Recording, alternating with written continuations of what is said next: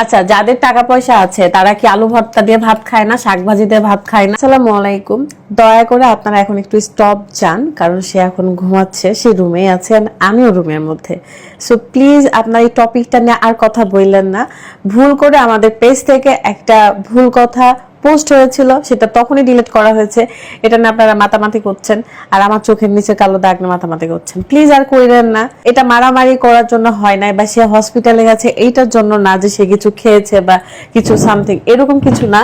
যেহেতু গন্ডগোল হয়েছে অ্যান্ড তার ছোটবেলা থেকে হার্টের একটু সমস্যা, সে কিন্তু ছোটবেলায় ইন্ডিয়াতে হার্টের চিকিৎসাও করাতে গিয়েছিল। আপনারা একটু রাদের ব্যাকগ্রাউন্ড চেক করেন, তার ফ্যামিলি ব্যাকগ্রাউন্ড চেক করেন। অ্যান্ড আমার শ্বশুরবাড়ির ফ্যামিলি এরকম না যে এ ধরনের স্ক্যান্ডেল নিয়ে চলাফেরা করে না, ঠিক আছে? তারা যথেষ্ট ভদ্র ফ্যামিলি, অ্যান্ড আমি অনেক লাকি যে ফ্যামিলিতে আমি এসেছি। সো আপনারা আজাইরা কথাবার্তা প্লিজ বললেন না, এগুলো নিয়ে ভিডিও বানায়েন না।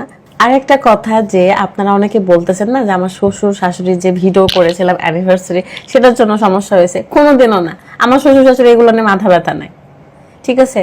আপনারা আপনাদের মন মতন ভিডিও বানাচ্ছেন মনের কথা বলে, কোনোদিন ওই বিষয় নিয়ে কথা বলে না। আপনারা বলতেছেন, এই যে আমার শ্বশুর শাশুড়ি পাশেই বসে আছে, আজ তাদের কোনো সমস্যা নাই। প্লিজ আমি রিকোয়েস্ট করতেছি। আমি তো বললাম যে আমার হাজবেন্ডের কিন্তু অনেক বেশি মাথা গরম। সে হচ্ছে কথা কাটাকাটি হচ্ছিল আমাদের মধ্যে, কোন স্বামী স্ত্রীর মধ্যে কথা কাটাকাটি হয় না বলেন? কিন্তু তখন আমার এটা কিন্তু হয় নাই, এটা আমার অন্য কারণে হয়েছে, কিন্তু সে আমার গায়ে কখনো হাত তোলে না। প্লিজ এসব আপনারা বলা বন্ধ করেন। 9টা বছর হয়ে গেছে একটা সংসারের, আর কি করব? মানে আর কি আপনাদেরকে বলবো? আমাকে দেখে বা ওকে দেখে কি কখনো মনে হয় যে আমরা মারামারি করব? সে যেহেতু আমার সাথে কথা কাটাকাটি হয়েছে, অ্যান্ড সে অনেক বেশি মানে টেনশন করতেছিল জন্য তার শ্বাস প্রশ্বাসের সমস্যা হচ্ছিল, তার হার্টের সমস্যা আছে। তো এই কথাটা এই প্রথমবার বললাম, আপনারা একটু খোঁজ নিন। সে অনেক ছোটবেলায় ইন্ডিয়াতে যে কিন্তু চিকিৎসা করে আসছিল, অ্যান্ড তার একটা বড় ভাই ছিল, ওর জন্মের আগে সে মারা গেছে, তারও হার্টের সমস্যা ছিল। তো আমার শ্বশুর শাশুড়ি তাকে নিয়ে খুবই সিরিয়াস।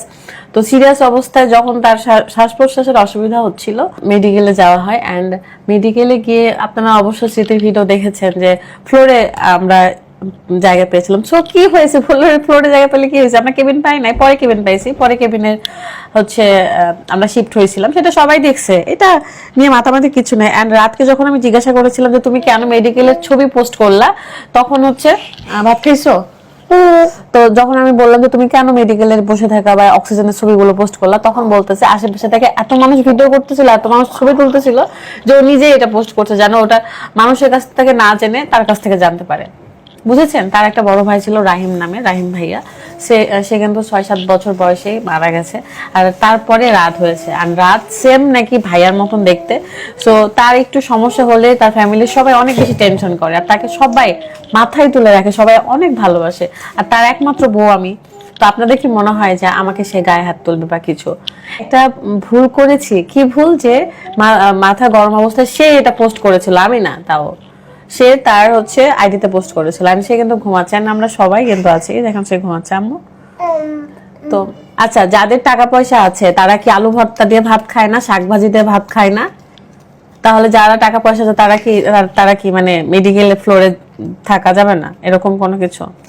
মানে আপনাদের মেন্টালিটি কি আমি বলবো না। মানুষের খারাপ সময় আসলে মানুষ হচ্ছে চেষ্টা করে জানার যে আসলে কি হয়েছে।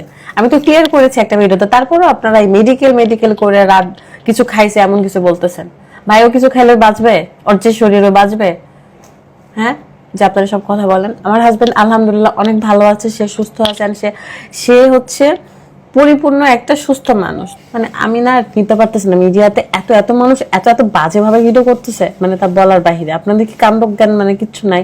আরেকজনের সংসার নিয়ে এত বাজেভাবে মন্তব্য করেন, অনুমানের উপর ভিত্তি করে আপনারা কথা বলেন, এটাই হচ্ছে আপনাদের প্রবলেম। সত্যিটা যাচাই করে যদি কথা বলতেন, তাহলে কিন্তু আমার কিছুই মনে হতো না যে না ঠিক আছে, আমাদের পোস্টের কারণে, আমাদের ভুলের কারণে আপনারা কথা বলতেছেন, ওকে ফাইন। বাট সত্যিটা জেনে তারপরে করেন। আপনাদের অনুমানের উপর ভিত্তি করে কেন কথা বলেন? অনুমানের উপর ভিত্তি করে কথা বলাটা বন্ধ করেন প্লিজ, প্লিজ। যেটা সত্যি সেটা নিয়ে বলেন, যে হ্যাঁ বিথির নিচে আঘাত, রাত এটা স্ট্যাটাস দিয়েছিল, রাত মেডিকেলে, ঠিক আছে, এগুলো বলেন। অনুমানের উপর ভিত্তি করে নোংরা কথা বললেন না।